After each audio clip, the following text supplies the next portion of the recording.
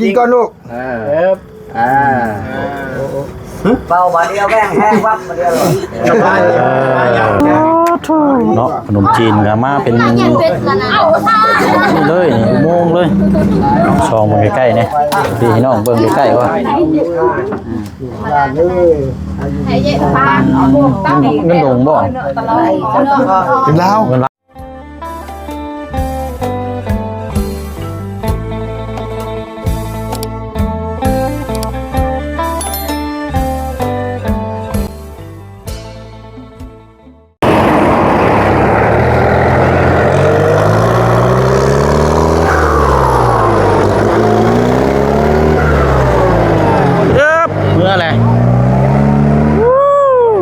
น้องลูก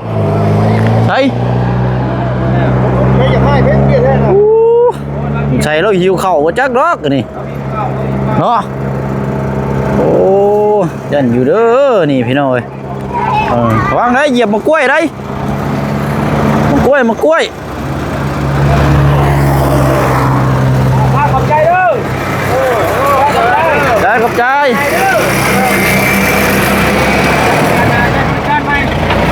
เอาเฮ็ดเพิ่มเบอร์จักบาทแน่แสดงว่าตัวนี้บ่ว่องเนาะโอ้ยเบิ่งมากล้วยพี่น้องเป็นเปียงอยู่เนาะติดทางนี่มาจอดรถนี่เอาขึ้นซาเป็นยังอันนี้ โอ้ดีล้ออันนี้เนาะเอาอะไรพี่น้องเนาะหากันมาแต่เคสของทางน้องน้ำผึ้งเลยพี่น้องเด้อเนาะอาจจะว่าเป็นเคสเร่งด่วนก็ว่าได้เนาะความเจ็บปวดนี่คือเอาหู้กันเลยพี่น้องเนาะเอากะอะไรพี่น้องถ้าว่ามีผู้ใหญ่ยืนมือเข้ามาซอยทางน้องเพิ่นกะเป็นบุญของทางน้องเพิ่นเนาะพี่น้องเนาะครับพาไปห้องหมอเนาะแต่ว่ากะตอนนี้ยังบ่มีเนาะพี่น้องเนาะก็เลยนี่แหละพี่น้องเนาะพอดีทางวันเกิดน้องเลี้ยงเนาะที่พี่น้อง FC เฮาติดตามเบิ่งนำกันให้แหละพี่น้องมื้อนี้ก็มาร่วมงานแล้วก็มีโอกาสมาถ่ายทำให้พี่ให้น้องเบิ่งนำกันเนาะพี่น้องเนาะHappy Birthday น้ำน้องเพิ่นพี่น้องเอ้ยแล้วก็จังพากันแยกย้ายเมื่อเนาะเอาทักทายสบายดีและสวัสดีพ่อแม่พี่น้องเบิดสุขุสุคนเด้อพี่น้องเนาะสบายดีย่ำค่ำย่ำแรงบรรยากาศช่วงแรงๆเนาะอาจารย์เนาะโดยเป็นยังไงอาจารย์ที่โอ้เอาสวัสดีเด้อใช่วันเกิดเจ้าได้ใช่โมวันเกิดชับบานนี่ไอ้เนาะบริเป่าเค้กชับเนาะแต่ว่าเค้กเนาะมันอยู่ในเนื้อเค้กเพราะนั้นว่าเค้กมันไปบาดมาเลยกินแซ่บเป็นตัวพานเนาะทางน้องบอกแค่มาร่วมงานนำเนาะบ้านไก่เป็นเคียงมีอย่างนี้เนาะเห็ดอยู่เห็ดกินนี่ฝากนั่นมาเบอร์ทางนั้นกันคนกลุกกุ๊กขั่วอยู่พี่หน่อยเนาะก็ติดตามเรื่องราวเนาะสำหรับเคสของทางน้องใจดีน้ำพี่หน่อยน้องใจดีก็ยังคือเก่าเนาะพี่น้องเนาะงบกันยังตามที่ทางบ่เสียงแจ้งพี่แจ้งน้องไปเนาะบ่ฮู้ว่าสิเอาแนวทางแนวใดพี่น้อยเนาะมีแต่ว่าเดี๋ยวสิปรึกษาทางทีมงานนั่นแหละพี่น้องทางอาจารย์ลาวเนาะผู้ที่มีส่วนร่วมงบปลายให้เพิ่นสั่งเสามาก่อนเนาะเฮาจะคอยตามหลังพี่น้อยยังคือจุดพลึกแท้นะบ่น้องมันบ่ลามไปเฮือนบ่นะโอ้ต้นมันเป็นกิ่งบ่ตัดมือนั้นกิ่งเศษไม้แล้วโอ้เบิ่งได้หาลมช่ำเนาะครับบ่ได้มีพายุบ่อยู่หั่นน่ะนี่แม่จะบ่สู้เนาะโอ้เบิ่งเด้อเนาะอย่าเพ้อได้ไม่หลอกลายครับ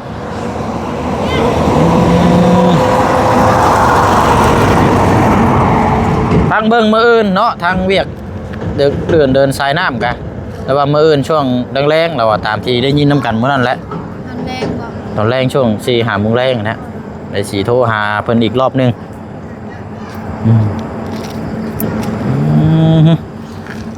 ใช่ไปเบิ่งวันเกิดพุ่นละเป็นอยู่ได้ซะเนาะ รวมกันพอแล้วพี่น้อยยังบ่ทันได้เห็นอยู่ได้เลินนั่นกันเนาะจะมีโคมอยู่บ่โคมมีอยู่บ่ไปเข้ามาในพี่ก่อน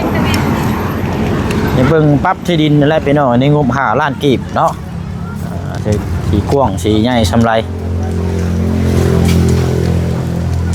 โอ้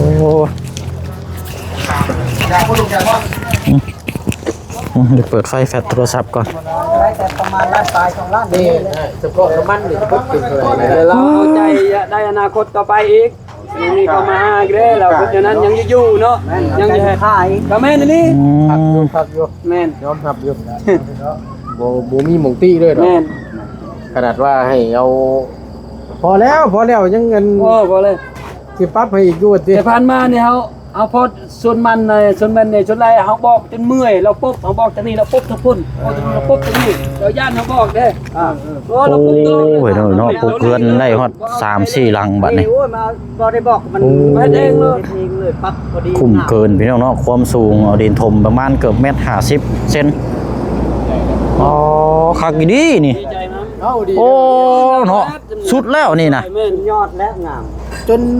เอาแบบบ่มีหม่องตี้เลยนะ อยู่ติบ่ได้บอกเลยจนพอตาบ่พอแล้วพอแล้ว ได้ได้ โอ้เนาะงามอีเนาะปรับหน้าดินนี่ จนเราตื่น สุดยอดเลย ดีงามนะ โอ้ย แต่ บา ง่าง คน จะ จะบอกเราปุ๊บแล้วเราบ่อยู่ ปุ๊บมันเลิก ตรงนี้เราปุ๊บทั้งพุ่น ถือว่าได้ดีแล้ว อืม โอ้ 5-6 เมตร โอ้ขุดลงมาเนาะ นี่เฮ็ดแบบนี้เลยบ่เป็นตาเบิ่งซะบ่เป็นตาเบิ่งซะตั้ง อยากตั้งเหินก็มันยังไปขุดเอาตับเองอีก อืม อ้าว อันนี้บ่ได้กดเลยนี่สบาย พลาดดิ โอ้ย เจ้าก็ได้ กระเป๋ามือนี่ ช่วยกันนี่ สบายดีเด้อ โอ้ยเอาแบบนี้ได้นี่ได้จ้ะ ฉันมันบ่ไรเด้อติเอ้ย บ่ไหลได้ย่านนี่ โอ้ยใส่แต่เจ้าของมันไปทางไหนแล้วเนาะเราบอกหามน้ำหามในเด้อบ่เนาะ มาเด้อนี่เนาะ โอ้ย มาร่วมยินดีกับน้องเพิ่นจักเล็กจักน้อยพี่น้อย แม่น จังน้อยจังพากันแยกย้ายเนาะเนาะนี่แหละเพื่อนเรากัน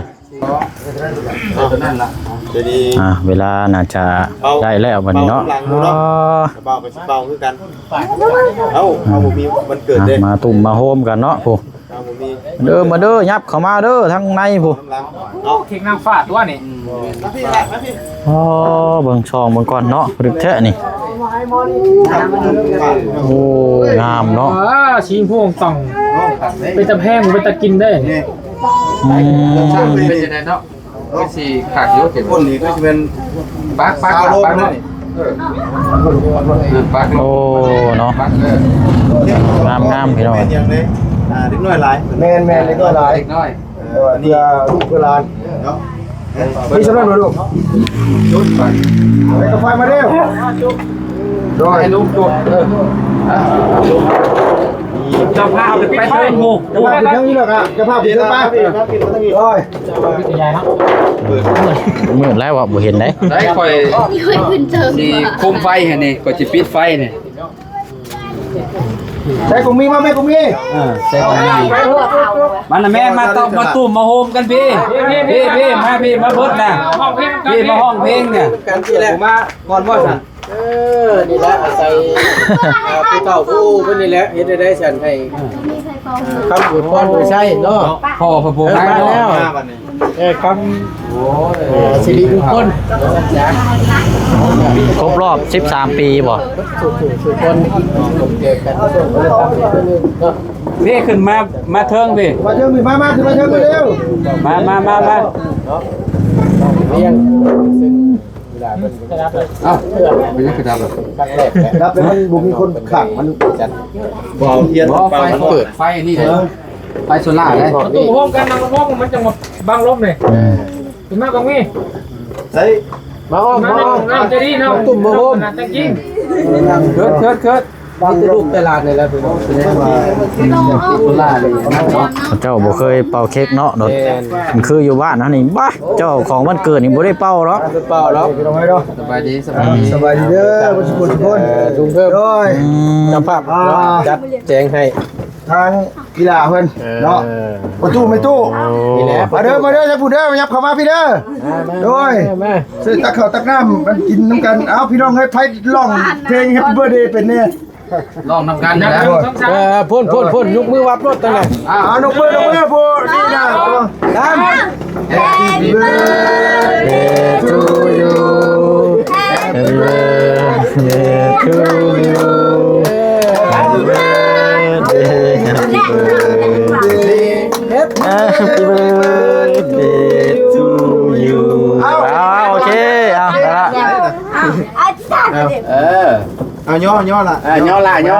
เดี๋ยวปอนไม่ได้แต่งกินก่อนลูก เป่าบาเดียวแม่งแห้งวับมาเดียวเลย เอา เป่าสุราได้เป่างอดมันบาเดียวเลยเป่าเลย โอเคไปย่อเลย ใช้ประตูนี่ผูกแขนให้ลูกให้หลานแน่อายุดีมีแห้งเนาะ ไปตู้ไปไม่ตู้เด้อ ประตูแล้ว ไปนี่แหละ น้ำตาเนาะ ไอ้ทั้งประตูนี่แหละน้ำร่องก่อน เนาะ เฮ็ดอะไร ให้หลานเนาะ ยับเข้าตู้จังเลยตกเลยนั่น มันยับเอาเค้กเข้าไปให้กองมีพุ่นอีกไง เค้กเป่าเค้กแล้วเอายับเอาไฟบัดนี้ โอ้ย ยับไปพูดเลย เนาะ เนาะขนมจีนก็มาเป็นนี่เลยโมงเลย ข้าวปูมีข้าวลายอยู่เนาะ ผูกเลยตู้เลยผูกกันรถผูกแขนหลานสาวหัน น้ำร่องเลย น้ำร่องเลย สายไฟต้องนั่นสุดาเสียต้องเสด็จครับเพราะต้องมีกดมันกดไม่ ยังไงแบบอยู่นี่ก็ใช่ ที่ระบบมันอะไรกด มันบ่ถึงระบบเด้อน่ะ โน่ลายตาเด้ ไปแล้ว เอามันถึงเดียวได้ ระบบประหยัดเลย เอาไปซ่อนมองได้มองหนึ่งนะเดี๋ยวมันทำบ้านเลย โอ้กำบ่โอ้แบบเงินกำน้ำ เนาะแค่นี้ โอ้ได้น้ำนี่ อยู่ห่างๆนิดนึงพี่น้องประตูอยู่ได้ เอาไว้อะไรบ้างปุ๊บ ซองมันใกล้ๆนี่พี่น้องเบิ่งใกล้ๆว่า เงินดงบ่ ถึงแล้ว เงินล้านเนาะตาลายเลยยังไม่ทำตา ใจดิ ห้องคำลา ไม่ตู้บาดดี อย่าให้ได้เนาะบ่เคยจะเกลือในไผ่เนี่ยเฮาเป็นเฮาเนาะน้ำตาเกินหน่วยเลยโอ้คำอวยพรชื่นเข้าไปนี่โอ้น้ำตาไหลยาวๆเลยนี่ทานได้ให้แล้วนี่เนาะโอ้ยน้องเอ้ยเนาะ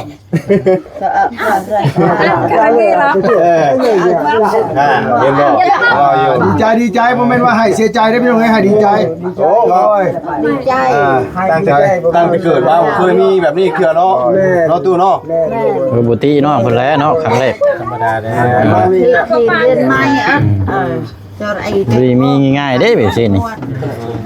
เอาละ แต่อยากดอกละ ไปปลูกแกนเอาละถูกไหม ตะประไอ้เชื่อ แบบค่อยเลยเนาะ เจาะละเด้ ไปนั่งตุ่มโฮมก็อยู่เทิงบุญ มันนั่งเข้า นั่นเราอ่ะ ก็ เฮ็ดคักไป ก็ถือว่างานวันเกิดแบบอบอุ่นนี่เนาะ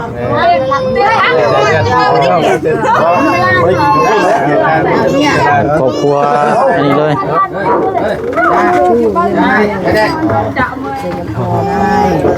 มาสิเอาเพิ่นมาแม่เด้อลุงโอ้ไปหาแม่ไปไปหาแม่เด้อ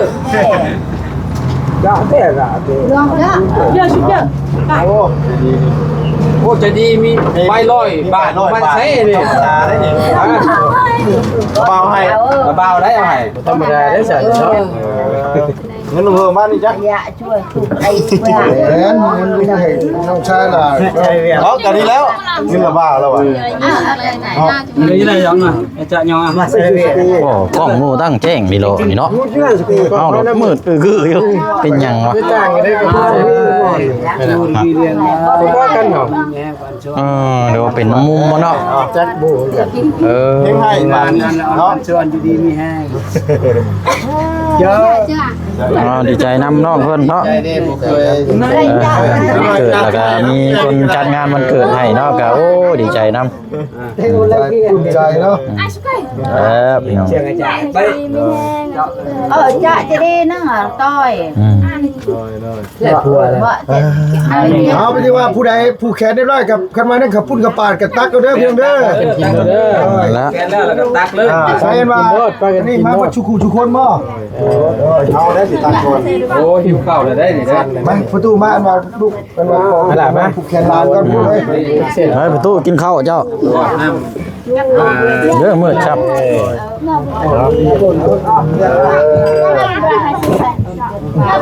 าไปเนาะโอ้ยเจ้าเด้อเอาส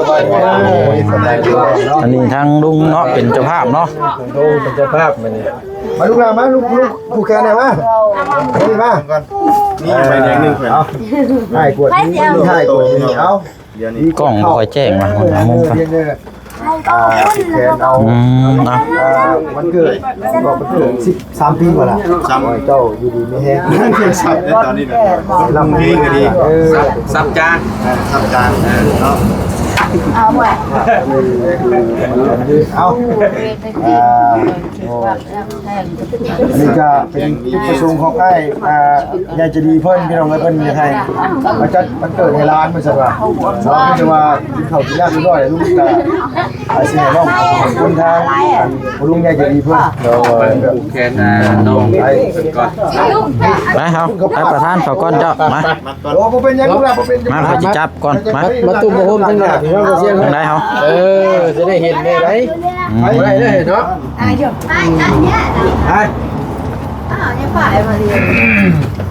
ใส่มึกใส่ผู้แทนได้เปล่าน้ำแดงใส่มุกพลังได้ลูกมอดแทนลูกอัน ไปผู้แขนอันหลานสาวย ายกระดูมันแย่ ปุ่นเนาะ กระดูกระดู ทาง มาเอาคือ อาจารย์ขออนุญาตเอาล่ะนะ เสียกระดูอะไรเจ้ามันจะได้ เข้าตะข้ามทั้งประตูก่อน จึงคือ จะ เอา อ้าวคนนี้ให้คนนี้ดีกดข่าวเด้อเด้อมื้อนี้คือ ติง สุขสันต์วันเกิดเนาะแฮปปี้ ยูเยีย เบิร์ดเดย์ แฮปปี้เดย์เฮ้ยมันแฮปปี้นิวเยียร์ได้เนาะ ให้เจ้านี้เด้อต่อไปเด้อให้เป็นลูกที่ดีร้านที่ดีของปู่ของพ่อของแม่เด้อร้านที่สบายมันได้ค่าใส่เนาะอยู่ดีมีแห้งเงี้ยสูงไว้เด้อ สาธุเนาะ ไป อย่าให้ก็พูดไหมอย่าให้อย่าห้องได้บ่าย มาจับกองไข่เราบอก ได้เคยได้ได้ ไม่มีกระจายเลยเฮ้ย มาไปจ้าเฮ้ย ไปพี่ละ ได้ข่อย เขาบอกว่าลายเราตัวเรานะ ได้ไปได้ เป็นจานเป็นจานขอบคุณหมดเนาะมีเตคำเดียวอยู่ดีมีแห้งตั้งใจทำใจเย็นเนาะ เหลืออยู่ประมาณ ใส่ไม่ใส่ครับผมระวังเด้อพี่น้องทำความประตูไม่ตู้พอเนาะสู้ๆตั้งใจทำใจเย็นเด้อ โอเคมาสบายทั้งหมู่ใคร โดยเอาพวกกูได้เลย ดีข่าวได้เอาอีกแล้วเลยวันเกิดขอให้สุขภาพร่างกายแข็งแรง กินกับพุ่นแล้วบัดเนาะ และเขาบอกคือแล้วไม่ตู้เด้อเย็นเก่งเนาะเย็นใหญ่ๆไว้โอเคไปแล้วเนาะ เอาลายมาหมด สิให้แล้ว ไป เสียงประธาน โอ้เนาะเอาครบรอบ13 ปี13 14เนาะ12เอาเด้อล่ะเด้อ กินข้าวกันเลย มีแต่มัดบ่ได้แล้วนี่พี่น้องมันสั่นโพดเนาะเอามีแต่จับเอาก็ได้จับเอาก็ได้เด้อเอาแฮปปี้เบิร์ธเดย์เด้อตั้งใจห้ามใจเฮียนเป็นผู้ฮู้ผู้ดี เอาว่า ทั้ง เงินแทน ประตูไม่ตู้บอกง่ายสั่งฟังตลาดเด้อ เงินไทย เอาเนาะพี่น้อยเนาะไปร้านนี้จะว่า มาจังหวะเปล่า แฮปปี้เบิร์ธเดย์น้ำร้องเพิ่น เนาะเ ปกติเฮาก็บ่ได้นั่นแหละพี่น้อยมื้อนี้ก็นั่นแหละเนาะถือโอกาส วันดีพี่น้อง อันนี้ก็ทางผู้ใหญ่เนาะทางลุง เป็นยังนอกบ้านยิ้มเขา เป็นเจ้าภาพให้ก็ได้ส่งมาโฮมเนาะว่าทางน้องเพิ่นก็บอก2รอบเลยพี่น้อยคันบ่มาก็โอ้พี่น้องเนาะจักสิจังได๋รอบเช้าก็บอก